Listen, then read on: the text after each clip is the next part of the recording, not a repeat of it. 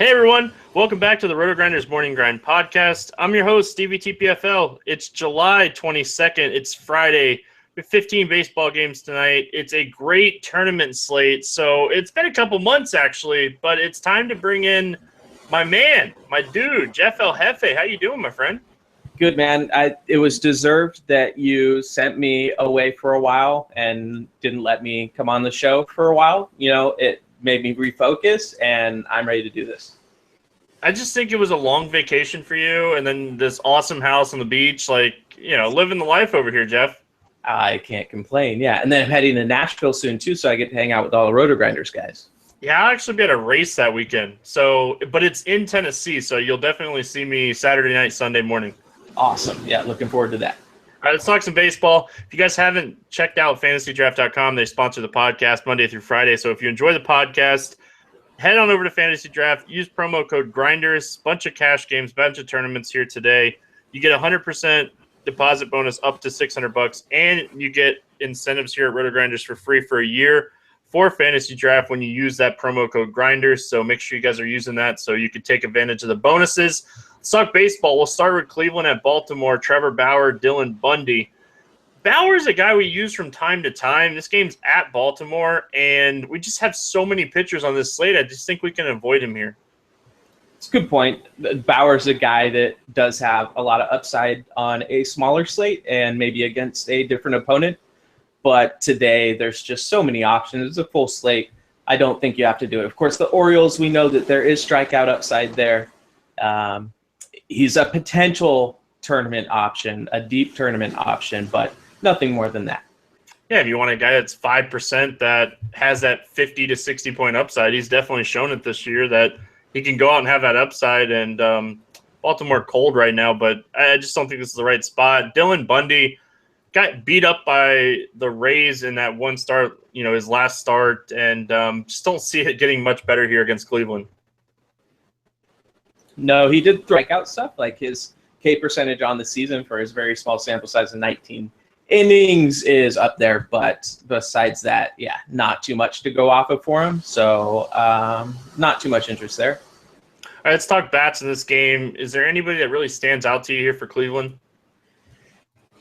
I think just the usual, we always look towards Kipnis and Lindor as guys that you can go to. Of course, Santana sometimes as well. The sneaky guy this season so far has been Jose Ramirez. I like him as a tournament play.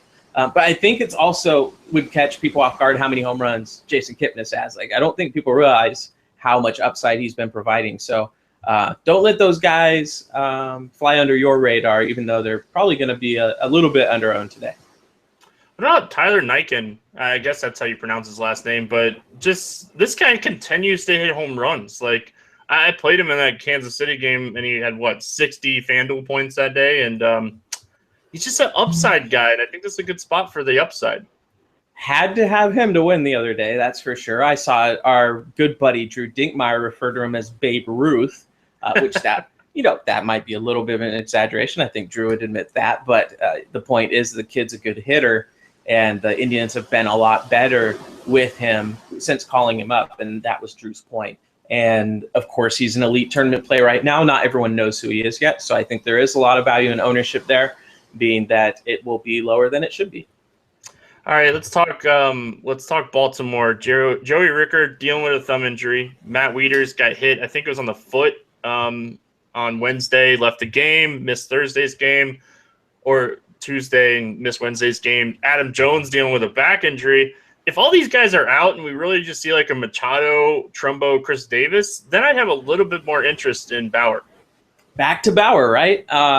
Yeah, it's interesting because, like we said, introducing this game, Bauer is a good play if it's not a complete full slate. But if he gets a matchup boost here with all these guys hurt, and there are strikeouts already in this game, I see what you're saying, and I certainly wouldn't talk you out of Bauer. He's got a big, nasty curveball, can get strikeouts, has certainly the upside to have a big game. The one bat that I would look at on the Orioles right now is Manny Machado, and that's nothing sneaky or anything. But the way the guy is hitting, if you look at, sure, we talk about peripheral numbers, right? Even if you go a little bit further than that, you start looking at batted ball distance and the launch angles and that sort of thing. Manny Machado checks all of the boxes as deep as you want to go. And the likelihood of his continued success in the second half of the season is extremely high. So I'm still buying very high on Manny Machado. I don't expect much regression in terms of his statistics from the first half, and that would be the guy that I would single out targeting against Bauer here. Well, that's good because every day I give out 3 fantasy draft plays under 8K, and Machado is super cheap on Draft and DraftKings here, 7,200, and what I think 36 or 3,700 on DraftKings here. That's just too cheap, right? I agree. Yep, absolutely in tournaments for sure. Yeah, I'm definitely not playing cash games on this slate. This is an excellent tournament slate. San Francisco at New York. Madison Bumgarner and Tanaka facing off against each other here. Bumgarner beat up in that game against the Padres last start, but I think people are not realizing just how good the Padres are against left-handed pitching. I agree with you. You're preaching to the choir right here, man. This is a guy that is qualified for a couple live finals on the backs of these Padres bats against lefties. So you don't have to convince me at all. Totally with you there. Bumgarner here, though, against the Yankees. What are we worried about in Yankee Stadium? We're worried about lefty power, right? And I don't think that that's a big concern for Bumgarner in this matchup. So this is a sneaky good matchup. He's a very, very small favorite. He's on the road, but I kind of like him. What do you think? I think he's my number one guy. I love left-handed pitchers against the Yankees. Like, we worry about Beltran, right? Like, we're not worried about A-Rod anymore. We really worry about Carlos Beltran, and that's not enough where I'm going to look elsewhere. Like, Bumgarner, and just digging into it, 17 straight starts with at least 6 innings pitched. Like, how good is this guy? And just an excellent matchup here against a left-handed heavy Yankees team. So you mentioned Beltran. The one guy that I would be nervous of is Castro, but he's going to be batting lower in the order. You don't have to worry about A-Rod, and then you're dealing with a bunch of lefties and switch hitters. So people will say, well, the Yankees just don't strike out a ton against left-handed pitching. Sure, whatever. Like, that is a better thing to look at when you've got a mediocre pitcher facing the Yankees. When you've got a dominant guy like Bumgarner, I think that you need to weight the matchup a little bit less. I think there's still plenty of upside here for Bumgarner. Yeah, if we see them roll out their normal lineup with, Gardner, Ellsbury, these guys, like, Bumgarner has a 33% strikeout rate against lefties dating back to last year. Like, this is just an excellent spot. What's your thoughts on Tanaka here against the Giants? Well, that's the thing. You kind of got to make a stand somewhere, right? And I think that Bumgarner is going to be the stand that I make against Tanaka. I'd rather load up on Bumgarner and completely fade Tanaka than make sure I have exposure on both sides of this game. So I'll be making a stand in this game and going solely with Bumgarner. What about yourself? I'm with you. I don't really roster Tanaka. I talk about it from time to time. I'm just worried that one of these starts he's going to go out there and his arm's going to hurt in the first inning. He's going to come out of the game. It always is in the back of my head. So I don't like rostering him.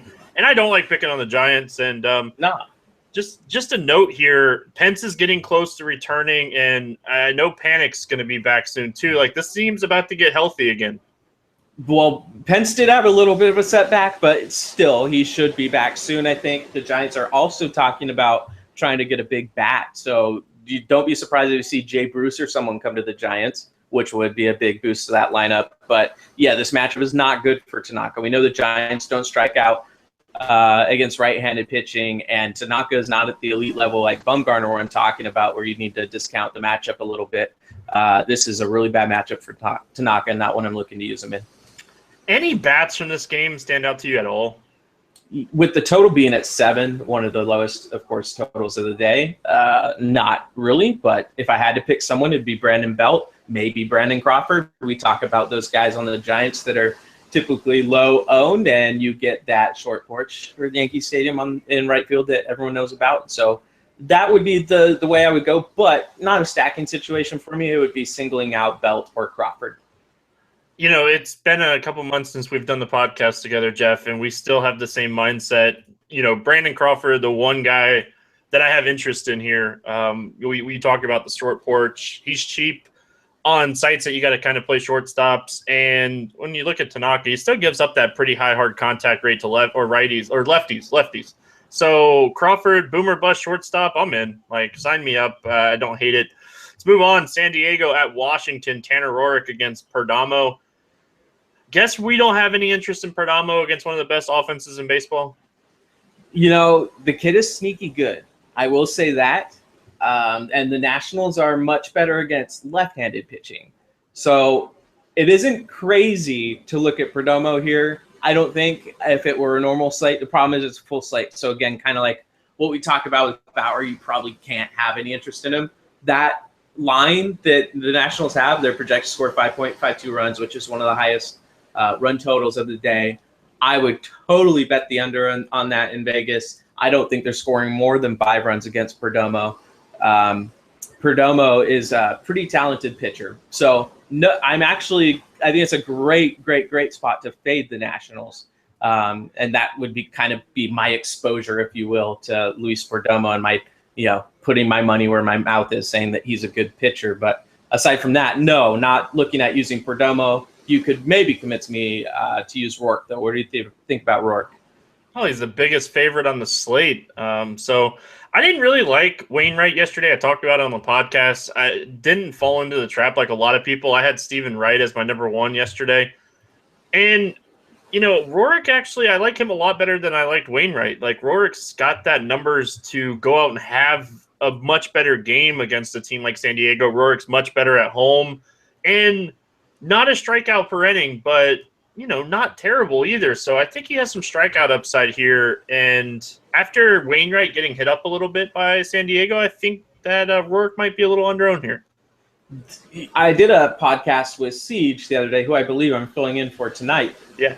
But one thing he brought up was the San Diego Padres and how their offense is much different than their season-long totals would show you. You're looking at everyone's season-long strikeout rates and whatever against right-handed pitching and WOBAs and ISOs, all that kind of stuff. That's great and everything, but the Padres lineup is completely different now than it was at the beginning of the season. So he has basically, reminded me to use caution when using pitchers against San Diego, which I think is pretty much what your point was with Wainwright there. Yeah. And maybe that's what we need to use, a little bit of caution with Roark. That said, Roark, I do think has some upside in this matchup. So wouldn't mind it. Not one of my favorite targets of the day. Again, full slate, but again, I can't talk you out of it. Yeah, not a top 5 guy for me. I like a few pitchers that we're going to talk about here today a lot more than I like him, but I'm not going to hate on him if you're playing on DraftKings or Draft where you have an SP2. That's kind of where I would use him. I don't think I'd use him on FanDuel, even though on FanDuel, wins are important, and I think he's going to get some run support here. And the main guy I think he's going to get run support, Daniel Murphy. Like, how good is Daniel Murphy this year? I believe he was the other day. I don't know if he still is. I didn't check the pricing, but he's super cheap on FanDuel too. And that led him to being extremely high owned, But at the same time, he's been the best hitter in baseball in the first half, basically. So you can't really argue with that. But like I said, I'm kind of making a stand here. And I do think that the Nationals are a team that I'm personally going to fade. I have my own beliefs in Perdomo, thinking he's pretty good. Draft Cheat's a big fan of the guy too. He's always in my ear about him. So I would be surprised if I have much exposure to the Nationals, but I know that they're going to be popular. Yeah, Murphy, Harper, one-offs. That's kind of where I'm at, is the 2 lefties here is where I want the exposure. And Murphy, 3,600 on FanDuel. 7 out of his last game, he has double-digit FanDuel points. Like, he's so good. So it's just insane. Now, looking at San Diego, there's 2 guys that I actually don't mind here, and they're more one-off guys, but Solarte, who I used against Wainwright, and it really paid off for me, 27 FanDuel points against Wainwright. I'll sign me up. And Schimpf, this guy continues to do really well, and he has the upside that I like. Schimpf, man, that would be my favorite guy to use, absolutely. You wish he would bat a little higher up in the order, but at the same time, his upside is huge. He's got a ton of power upside. Not everyone realizes who the guy is, and goes a little bit under-owned. So wouldn't mind that play as a one-off either. All right, let's move on. Philly at Pittsburgh. Eflin against Cole. How highly owned is Garrett Cole going to be in this matchup? So highly owned. Yeah. So full slates we typically don't get extreme ownership. And when you've got Tanner Rourke as, similar favorite, Rourke's a minus 227 on the Roto Grinders page. Cole is a minus 225. So they're both really big favorites. Both appear to have really good matchups. Cole would be the guy I prefer, though, a little bit, for the reasons we talked about with Padres being a little bit different roster and everyone's used to. This Phillies team, I think, has a lot of strikeout upside in it. And I think Cole is a pretty decent pitcher today. What do you think? Yeah, I worry a little bit about, this guy was just on the DL. It was a tricep injury. I worry about that a little bit. And I worry about how deep he's going to go in the game. But overall, it's still Philadelphia. It's at Pittsburgh, so they're losing their nice, hitter's ballpark, coming to one of the best pitchers' ballparks in baseball. So you have to have interest in Cole here, whether it be on FanDuel, DraftKings, Fantasy Draft. He's in play here. He's cheap. A lot of it has to do with the price, right? Yeah. Even on FanDuel, 8,500 against Philadelphia, who everyone knows, that's kind of an offense everyone picks on. So you're not expecting an 8-inning game out of him, like you said. You're hoping for 6 innings, 8 strikeouts, and the win. And I think that would be a good outing for Garrett Cole. So I've already wrote my FanDuel incentives article. I do the pitching article on Fridays. He's not in my top 3. Would that shock you a little bit? We've got some other guys to talk about. I know that you and I like Bumgarner more, that's for sure. Well, I guess we'll have to see as we get down the line a little bit. There's a guy that I certainly am going to have a ton of exposure to, but that I think is going to be super contrarian that I'm excited to talk about. I'm actually curious to get your feedback on what his ownership's going to be once we get to him. So I'll be definitely bugging you about that. Zach Eflin, I have no interest. I'm guessing you have no interest.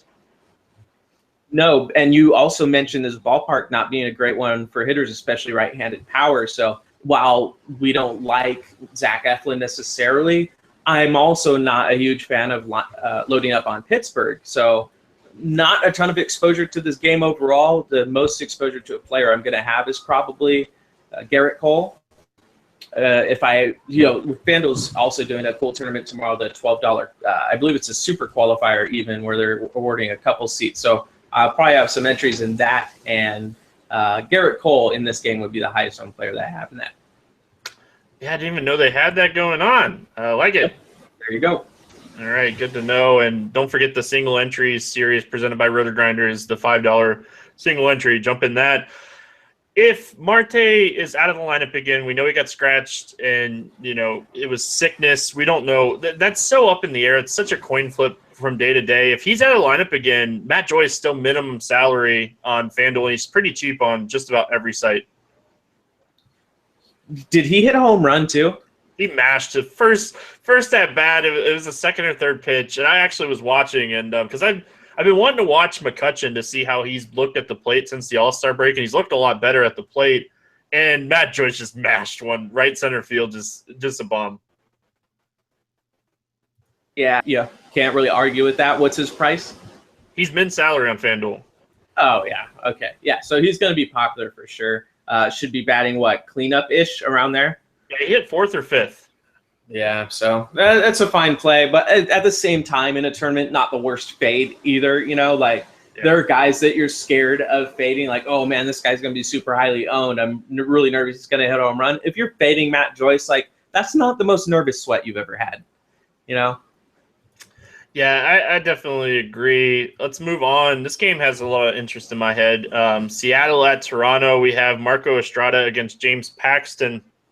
Estrada making his first start back from the DL, and it was like a back issue that I don't think was too serious, and it was right before the All-Star break. I just think they were getting them a few extra days here.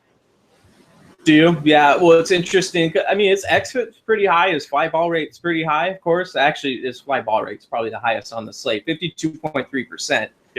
This season. So you combine that with the high xFIP and the 35.1 hard contact percentage, that's all good. Now he's also coming off of the DL and the injury and maybe dealing with some tightness and stuff.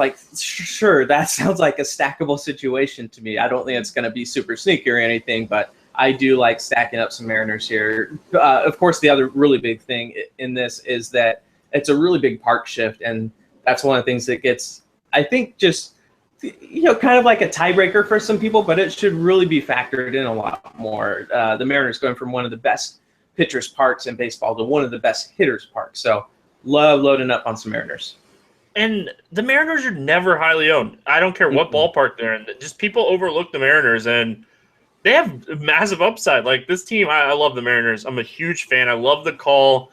Cano, Seager, Cruz, Martin, Seth Smith, all these guys. And they're really cheap on just about every site. You can get them at discounts. And it is an excellent spot here. Now, looking at James Paxton, we get a lefty that he's so boomer bust. I really think that James Paxton, one of the most boomer bust pitchers in baseball, because he has the stuff to be really good, and it just seems like every once in a while he'll go out and get shelled. Yeah, average K stuff, right? His K percentage is 20.4%, which is, not great, not bad. But the interesting thing is he has positive regression coming with his xFIP compared to his SIERA. SIERA's 510, xFIP 344. So he's always, for us guys that look at this sort of data, is always a guy that we want to roster, right? Because we're like, oh, well, everyone thinks this pitcher's bad. In reality, he's probably a little bit better than everyone thinks. He's going to be under owned, yada, yada. And, like you said, sometimes it works, sometimes it doesn't. So, another positive thing about him is ground ball rate, 50.4%. That's really good. That's what you want out of pitchers that you're using, or personally something I look at. But such a tournament play. You can't use him in cash. You can throw him in a tournament when he's cheap. And kind of a fun thing to do would be him plus 3 Mariners, because you are going to need some run support if Paxton's going to have a good game probably. So don't mind doing something like that. Yeah, I definitely can get behind that. And I feel like anybody that throws like 97 that's left-handed, like his average fastball velocity this year is like 96.7 or something like that. Like any lefty that throws that hard, I instantly have interest in. Just, man, Josh Donaldson is so good against left-handed pitching. And that Cole Donaldson that we saw about a month ago, yeah, he is nowhere to be found. This guy is El Fuego, and he gets a lefty here. That's the thing, is everyone's going to see the auto Blue Jays stack is if you're building multiple lineups, I have to have a Blue Jays stack. They're facing a lefty. And we have seen that the Blue Jays still do have quite a bit of K upside, and they have disappointed in a lot of spots against left-handed pitching. You mentioned that Donaldson has come around a lot since the beginning of the season where the Blue Jays were failing against lefties. So that is noteworthy, no doubt. But at the same time, it's not as scary as it looks, as the numbers say when you're talking about potentially using James Paxton. But yeah, if you want to stack the Blue Jays, of course, that's a totally logical thing to do, and Donaldson would be your main target. Yeah, E5 is kind of expensive, and I feel like we are both going to like a first baseman more than we like Edwin here. I kind of feel like you do like a 3 or 4 man stack with Travis, Edwin, Josh Donaldson, and Tulo, or kind of just stay away from these guys. Maybe Donaldson as a one-off because he's so expensive. People probably won't pay up for him a lot. And you might even want to hedge it with a Paxton lineup as well. Where are we on Russell Martin? Because to start the year, this is a guy who had 1 extra base hit through it. It seemed like the first 2 months. I'm not sure exactly what it was, but that's what it felt like. And then all of a sudden, I think he had like a 2 home run game or something when he was super popular, and he shouldn't have been popular that day. And it's still something I'm mad about this DFS baseball season. But now, like, his numbers have started to come around a little bit. Where do you stand on Russell Martin right now? Can we play him or not? I haven't played Martin or Victor Martinez in – I think Victor Martinez I've played a couple times, but I don't think I've played Martin this year. Really? Yeah. I mean, he's up to 7 home runs now. So, like, I can see it like it's finally a viable-ish play. But only in stacking situations for me, of course. Like, usually it's in the middle of the stack you want. Like you just mentioned, Donaldson, Encarnacion, and Tulo. Like, Martin's probably going to be batting in between those guys. So throwing him in there, especially on sites like FanDuel where it is really viable to stack, is not a bad idea. I think I'd rather have Pilar every time. Every time. I can't really argue with that, I guess, but yeah, I've gone so back and forth on it. At the beginning of the season, I refused to play him at all, and then he started hitting a little bit, so got to give him a little bit of credit, but I see what you're saying. Yeah, I don't know, double digits in 2 of the last 10 or 2 of his last 9 starts. Like I don't know. I'm not a big Russell Martin guy. I might be biased. I just don't play him. There's a guy that I do play, and I have a little interest here, and that's Adam Conley facing the Mets. We have Logan Verrett on the other side. Conley, a guy that I'm always interested in Conley. I think Adam Conley is actually a really good pitcher, so I'd love to hear your thoughts. I think the matchup's pretty solid for him because the Mets, as they are right now, what are you worried about on the Mets when they're facing a lefty? Kind of Wilmer Flores is oddly enough like the scary bat. Isn't he though? Like, I mean, it sounds weird, but when Wilmer Flores is facing a lefty, that is almost the big bat in that lineup. And if that is the case, obviously not the worst matchup for a lefty. Wilmer Flores is in play, but at the same time, I do like your call of Conley there. Yeah, I think he's a really, really solid tournament play because he does have those reverse splits. So the one lefty that I worry about for the Mets is Granderson, and I do want some one-off interest in Granderson on this matchup, but I feel like Conley could go out and throw a really solid game, and he's been doing that a lot. So on a site like DraftKings or a fantasy draft where you have to have an SP2, in a tournament, I have a lot of interest in Conley as my SP2. And on FanDuel, like Logan Verrett had one good start earlier this year, and he hasn't looked good since that start. I'm not a believer. I've been picking on the dude, and I encourage everyone else to do so as well. His xFIP is ridiculously high. He doesn't strike anyone out. He walks a lot of guys. Like, what more do you want from a pitcher to pick on? Fly ball rate maybe a little bit higher, but really there's so many things going against the guy that Verrett's a pretty good guy to pick on. Yeah, Marlins above 500 team put up 9 runs on the Phillies. They beat up Eichhoff a lot. Stanton had a day off, and they still did that. So let's talk bats in this game. Miami, this is in Miami. So as far as, ballpark goes, more of a pitcher's ballpark, but Stanton, anywhere, it doesn't matter what ballpark this guy's in. He's the beast. No doubt. Yeah, there isn't a ballpark that can contain him. He is a guy I like Raul Muto just because, well, not just because, but partially because he's in what's usually a tough to fill position at catcher, and you can't find catchers that lead off. So you're going to get a little bit of an at-bat boost, of course, and it's hard to find that position. So him, of course, Yelich is one of my favorite guys. He's a guy that's always underlooked because he doesn't hit a ton of home runs, but when you look at fantasy points per game, he still gets it done because he's got some speed, hits a lot of doubles, hits in a really good spot in the order. So sees a lot of pitches with Giancarlo right behind him. So those are the guys that really stand out to me on the Marlins, and I think it's a good stack there. Yeah, I love Yelich. I think he's a very good baseball player, one of the best young hitters in baseball, and overall baseball talent, he's very talented. So Ichiro's I think 4 hits away now from 3,000. It's a homestand. I feel like we're going to see Ozuna get some rest. We're going to see Yelich get some rest in the series, and we're going to see Ichiro in the lineup probably every day here. That's a pretty good call. I hadn't really thought of that, but yeah, that seems to make some sense. At the same time, Ichiro's not a guy I typically like to roster. No. He's probably going to get 1 hit every game, the homestand, and do it that way, but not going to have any Ichiro myself. No, I don't play Ichiro. I think it's going to be interesting to see. Well, looking at it, they are home for the next 9 or 10 games. So don't listen to anything I just said about Ichiro. Is there any Mets that you want here outside of Wilmer Flores? I feel like that's the guy. And like I said, Granderson is a one-off. For me, it's Flores. That would be the one guy I look at. Cespedes just disappoints against lefties right now. Reyes, I'm not going to take him against a lefty. Yeah, it looks like Flores. Looks like Conley to me. Arizona at Cincinnati. Archie Bradley, Danon Straley. In Cincinnati, any interest in either one of these pitchers? No, this is going to be one of my favorite game stacks. Just stack both sides of this. Gives me hitters as you can in, and I think the runs are going to be aplenty in this one.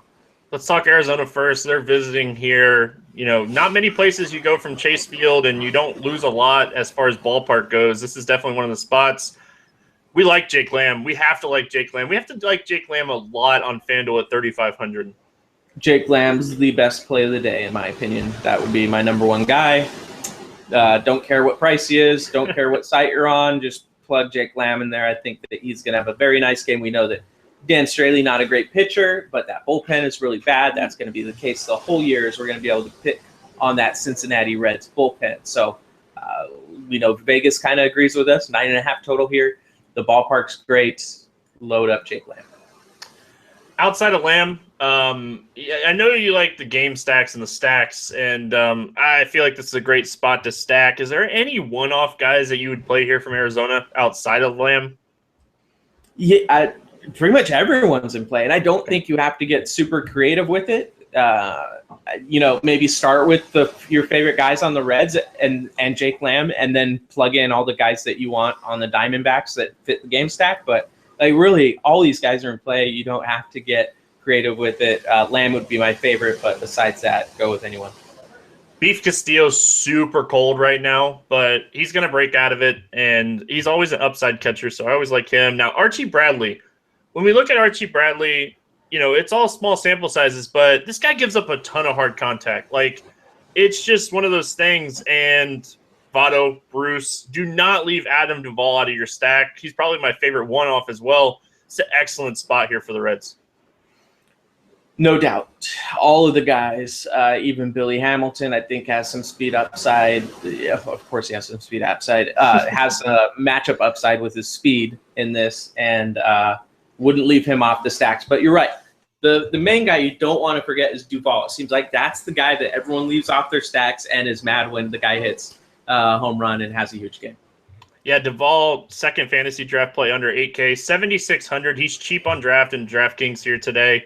And another guy that I found that was interestingly cheap is Cozart, and he should hit leadoff, and he's cheap on draft and DraftKings here. I feel like he's an excellent play as well.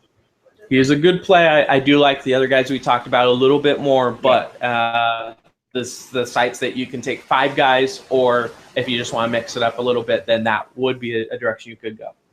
All right, let's move on. This is an excellent game as far as hitters go. It might be an excellent game to fade as well.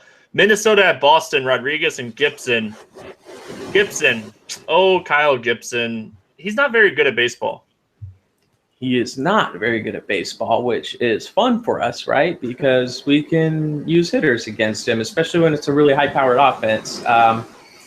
Another guy with walk rate pretty high, 10.7%, K percentage down, 17.1%, xFIP's high, 4.4. Liking that tell us whether we can pick on this pitcher or not. And these Red Sox are certainly on fire right now. How many runs did they put up the night we're doing the podcast here? Was it like 12, 13 runs? A lot. Like yeah, a lot. Just enough, yeah. 33 hits over the last 2 games. Jeez, yeah. So Red Sox are in play, wouldn't you say? Probably my favorite offense, and that's throwing in cores and everything. I feel like this is the top offense again here tonight. Yeah. I mean, that's fair. How can anyone argue with that? 6.14 runs projected by Vegas. No one's going to argue with that. Yeah, and just looking at like Gibson's game log, I think it's 5 or 6 out of his 11 starts he's given up at least 4 earned runs. So giving me a floor of 4 earned runs, and one of those games was against the Red Sox where he gave up 5 earned runs in that game. So you're giving me a really solid floor here, and Vegas is saying that we're going to score a lot of runs. It's a hot offense. I definitely like the Red Sox. Now, you want to know how bad the Yankees are against left-handed pitching? Rodriguez, 7 innings, 4 hits, 1 earned run in his start against the Yankees last time out. What? Yeah, that's just how bad the Yankees are. Only 1 strikeout, but that's just because Rodriguez is not Bumgarner. I'm telling you, Bumgarner on this slate. Yeah, absolutely. Rodriguez might be the worst pitcher on this. I don't know if I would go worst pitcher on the slate. Yeah. Well, who would you say is the worst pitcher? It could be the other guy. It could be Gibson. That's true. I don't know a lot about Jacob Turner and Dylan Bundy. These guys are not great. But Rodriguez is this guy was so good last year, and they're saying it's all focus. So I don't know. I don't think Rodriguez is awful, but he's definitely probably one of the worst, probably bottom five. I think he's awful. I mean, there's no doubt his numbers have been awful this year, and of course that's what I base my research off of. Yeah.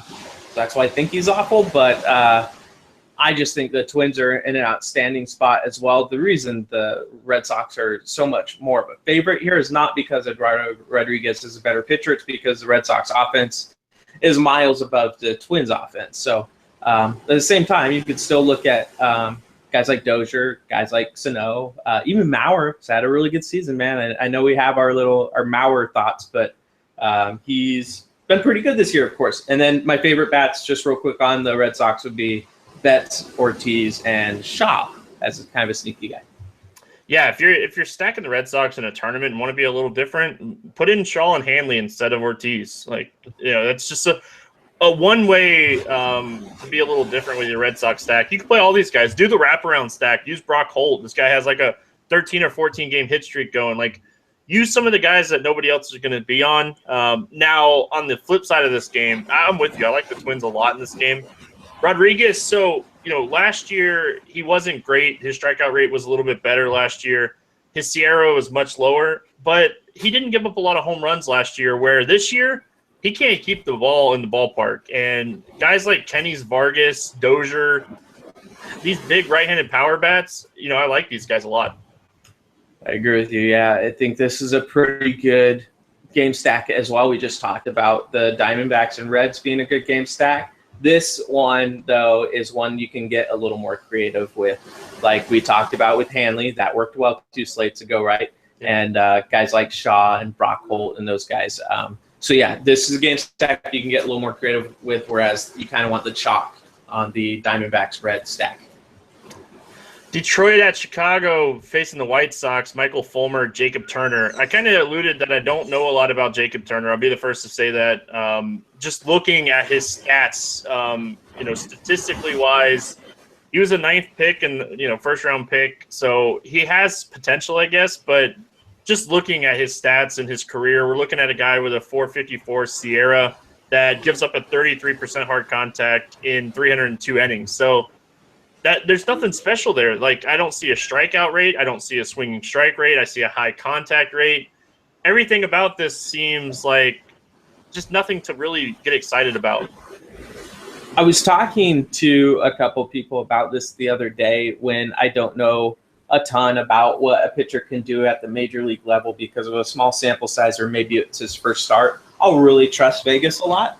I feel like that they are most accurate when they are dealing with guys that don't have a big sample size in the major league. So when you look at the Tigers run line here, 5.19 runs, that's saying that Turner's going to struggle a bit. And I trust Vegas in that because, I'm not going to do better myself than Vegas is in handicapping this situation. So don't mind the Tigers here. Certainly no interest in Turner for me. You can maybe potentially use Michael Fulmer. Again, maybe on a full slate. You don't have to go there, but what are your thoughts on him? I like Fulmer. I've always liked Fulmer. I think he's a talented pitcher. And the White Sox really just don't scare me. Mike Pelfrey shut down the White Sox. And we've seen Hector Santiago. We've seen so many mediocre pitchers over the last 2 weeks shut down the White Sox that I don't know what to do with the White Sox. And I don't know what to do with the Tigers either. Both these offenses are just super cold right now. And, I think that on different slates, Fulmer would be really popular, but I don't think he's going to be too popular on this slate. And, I think he has the upside. Both these teams in July are in the bottom 10 in Team WRC+. So, I feel like I don't like either one of the offenses. I'd bet the under in Vegas, and I feel like Fulmer's a guy you can look at in tournaments. That's fair. The only counter that I would have is that Melky has been on fire himself, and Frazier has been on fire as well. He's hit, I believe, 2 home runs the last 3 days, something like that. And then they had a shortened game tonight because of the weather. Unfortunately, I stacked that game up, so that didn't work. But, so Frazier and Cabrera are the only 2 bats you really have to worry about in that lineup right now, it seems like. So Fulmer would seem to be a fair option. Don't forget about Justin Morneau batting in the cleanup spot. There you go. That's true. Yep. Ian Kinsler, Miguel Cabrera, Nick Castellanos, I feel like are always in play. These guys have the upside. I just don't love them in this spot. Now, let me pull up the weather real quick and see. Yeah, see the wind's blowing in. It's going to be in the low 90s and go down throughout the game. So it's not like we had where, I was with you, 2-1 game, wind blowing out the left center. And it just shows how cold these offenses are. Exactly. I think that Cabrera's been a pretty good fade lately. He did hit a home run in that shortened game. Yeah. But especially against lefties, you look at his numbers against lefties this year, but just been awful. But so yeah, I haven't minded fading guys like him and Victor Martinez and just going with different stacks like Castellanos, Upton, and Kinzer Maben or something like that. So that would be the way that I would possibly stack against Turner.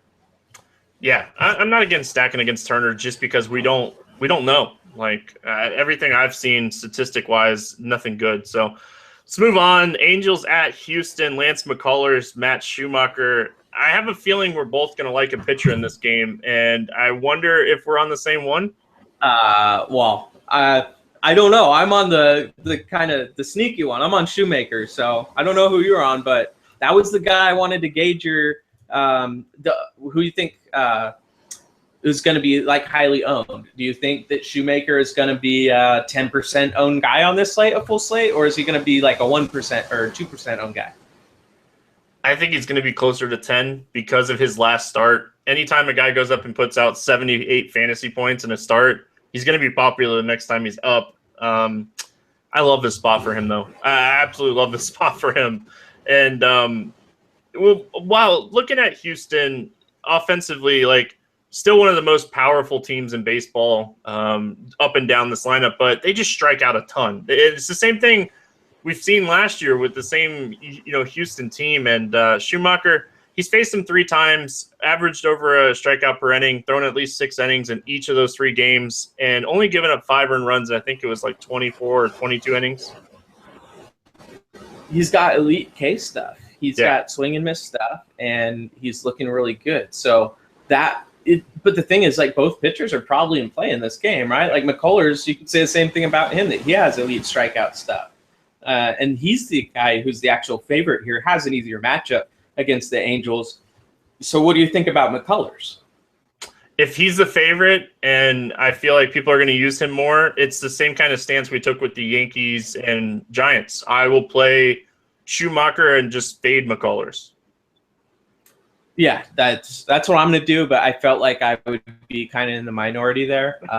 So it's just, here's the thing too. So Shoemaker's last start, I faded him for, I think it was Foltynewicz or something like that. It's a guy that I felt like was really sneaky, and I knew Shoemaker was going to be chalky. And then, of course, Shoemaker has his best night of the season pretty much. So now that I just missed out on Shoemaker too, I've got that part of me that just has to play him tonight, which isn't like DFS skill or anything. That's probably a bad thing that I feel this way, but that's just, it is what it is. And just the kind of way that it's set up with the Angels, he got 6 days here. He got an extra day of rest, so I like him a lot. I don't like the hitters in this game. I really don't. If I end up really high on Shoemaker, if I'm ever 30 or 40% on a pitcher, I'll throw a hedge stack out there. So that would be the only way that I would play Houston here. McCullers can get into trouble with walks, so the Angels to me are interesting as a stack.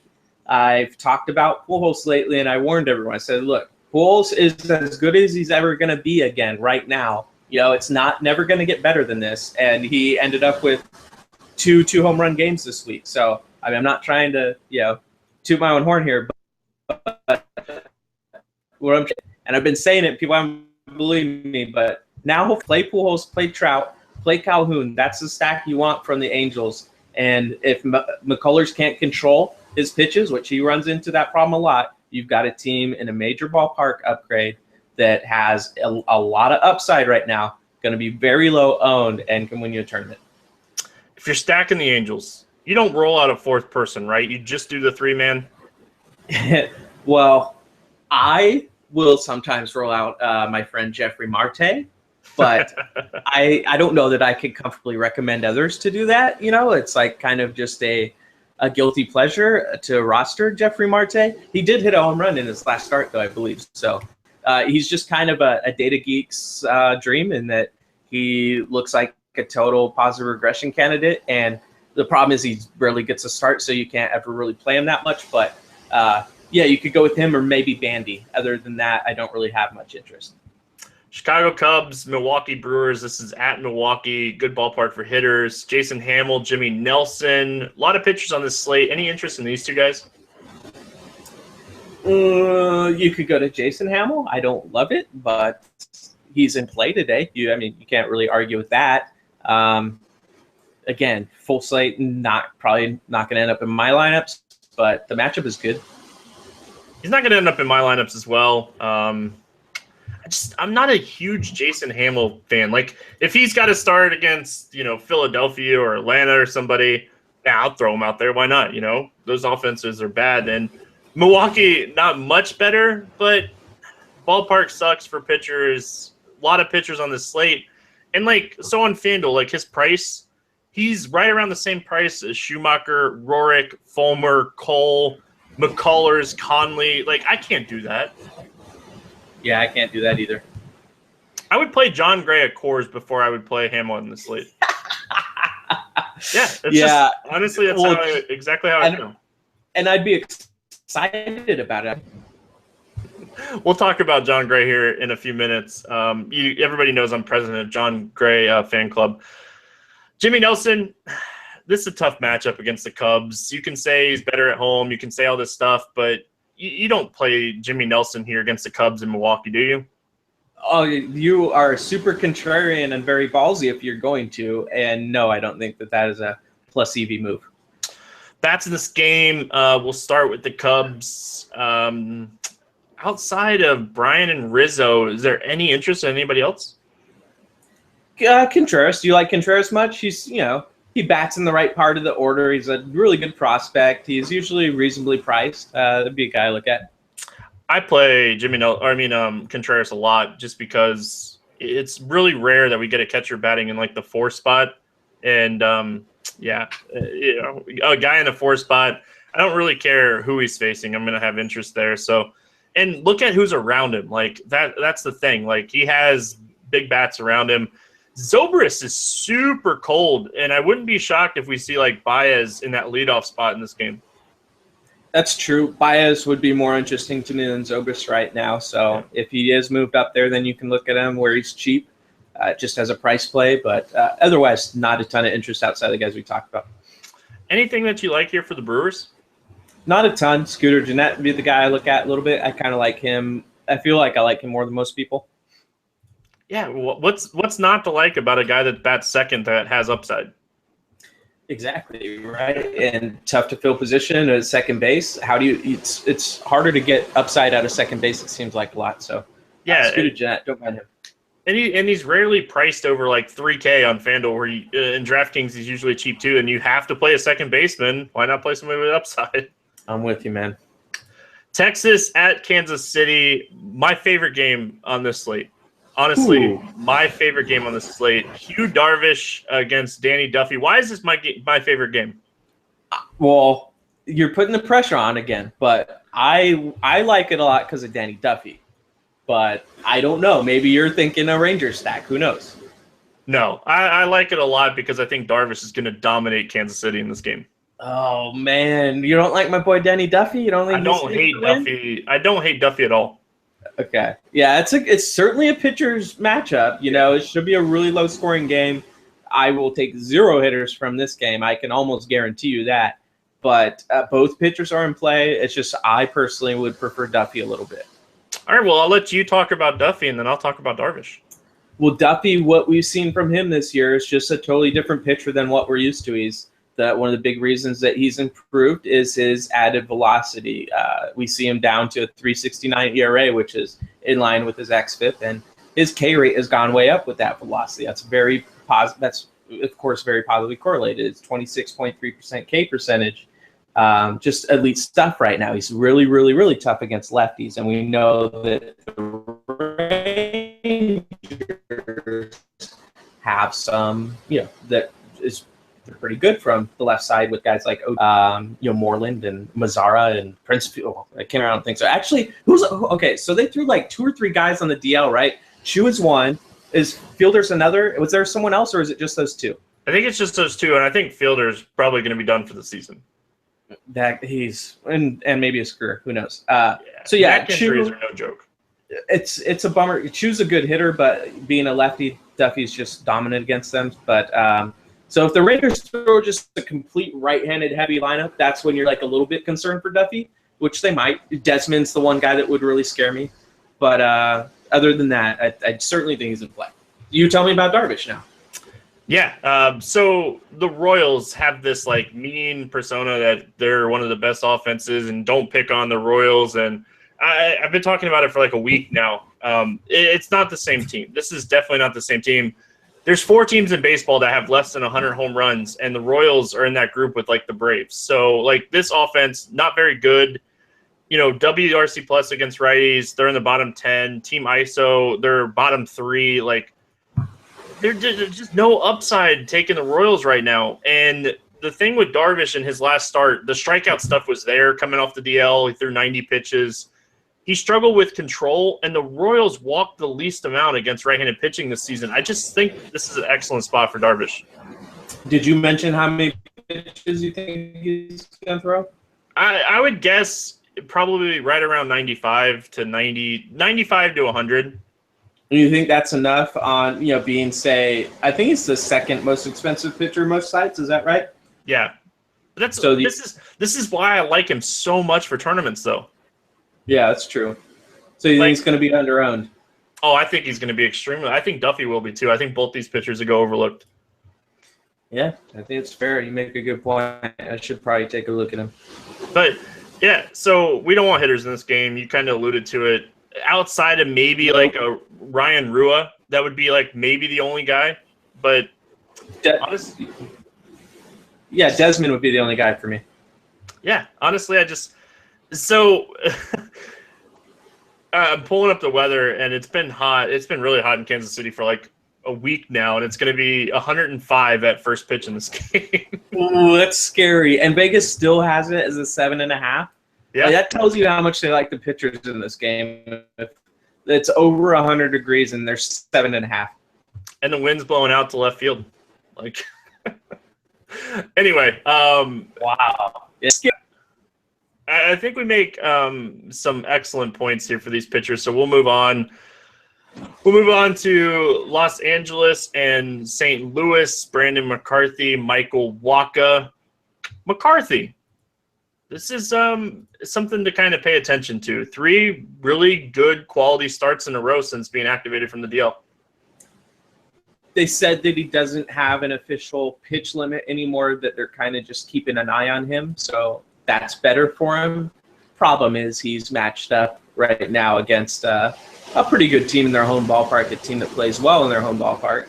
The opposite side of that, the counter argument to that is, well, St. Louis is totally banged up right now. Like, they don't have their big hitters in the lineup. So maybe this matchup is a little better than it looks. So I do think people have some interest in McCarthy. I don't know that I can really trust him here, but what do you think?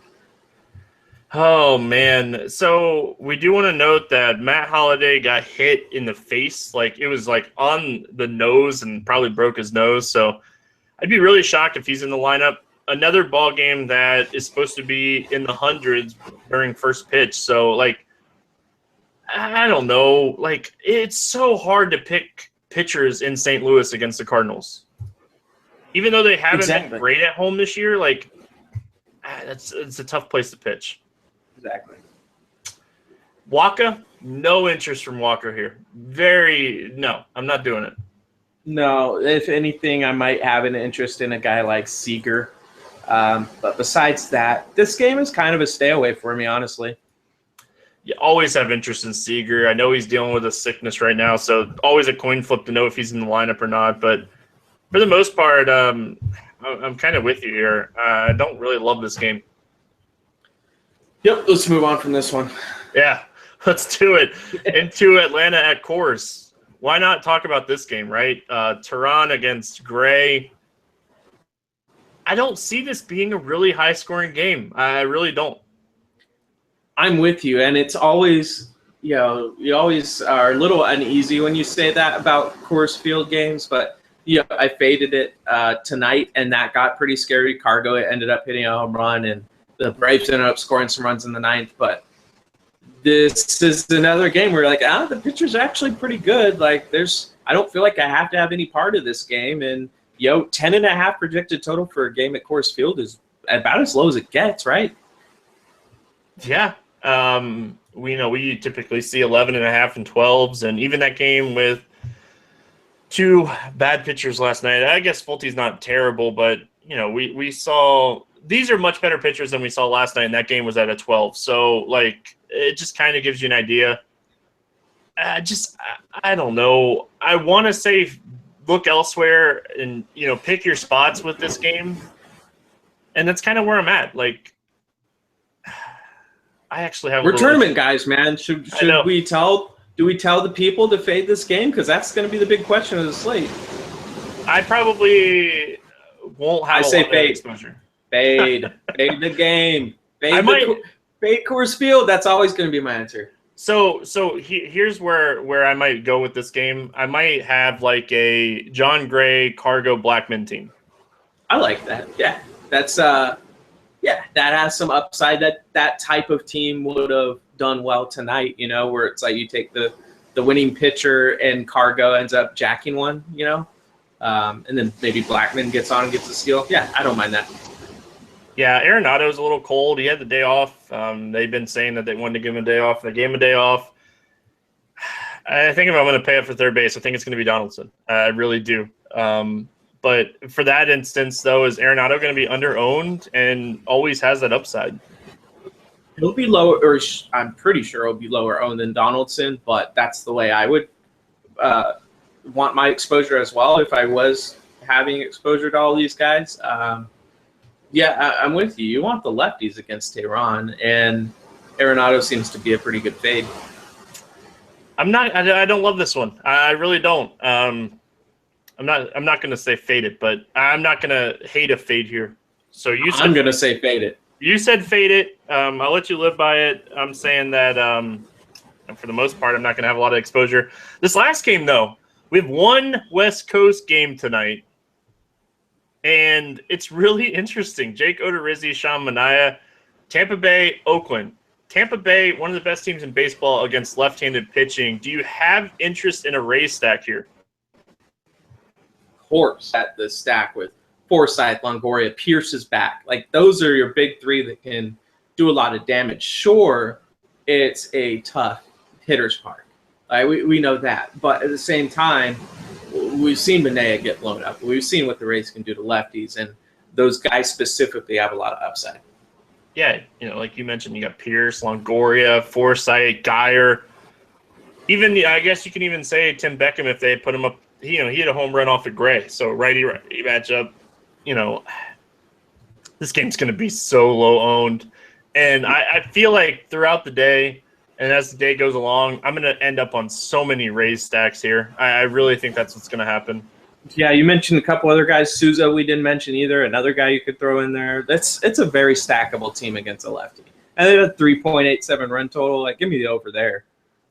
Jake Odorizzi, he's a guy that typically will struggle with home runs to righties. I like Crush here.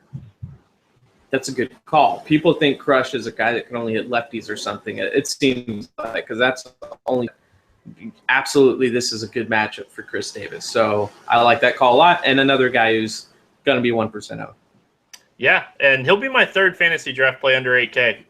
And I kind of went tournament heavy on this day, but Chris Davis, 7,600 on draft. He's going to be my third guy. I like him a lot. And I think you can look at Valencia as well. Valencia, that's a little tougher sell for me. I'm behind you with the Chris Davis. Valencia, I do like a lot more against lefties, and not convinced it's a great matchup for him. But at the same time, very positively correlated with their positions in the lineup. They're going to be batting right next to each other, so don't hate it. Valencia's 3K on DraftKings tonight. Oh yeah, well, just saying. That's a fair point. It's a price play. But that does show you how sharp DraftKings models are. Does it? Does it really? No. I'm pulling up. These teams just played each other too. I want to see what anybody. Probably an over. No, Simeon hit a home run. Chris Davis hit a home run, and Valencia has a home run against Odorizzi. Really? Hey, the righties. I might have had a point there. Semyon is such a bad play. Don't play Semyon. Play Semyon against a lefty when he's batting second, not tonight. He hit leadoff against Matt Moore tonight. Oh, that's true. Well, yeah, against a lefty though. Yeah.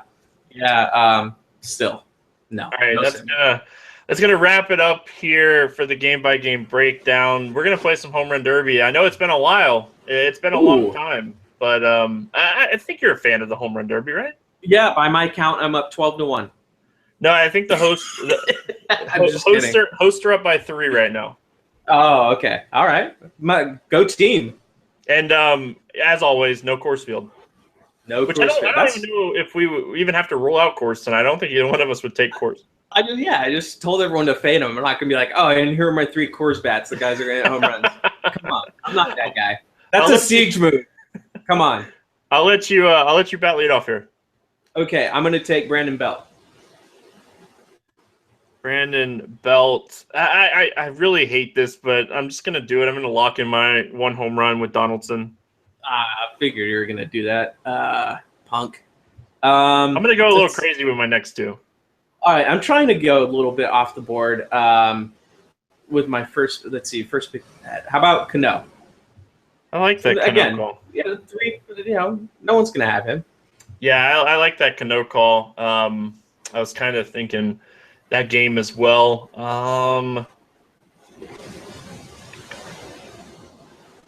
Don't take my guy. Don't take your guy? Yeah. I don't know who your guy is going to be. Well, if you listen to the show, you know who my guy is. I think it's Jake. I think it's Jake Lamb. There it is. Yes. But I'm not going to do that to you because I did take Donaldson. I don't want to just lock in 2 home runs. Right. I'm going to go a little off the board here, and I'm going to go Grichuk.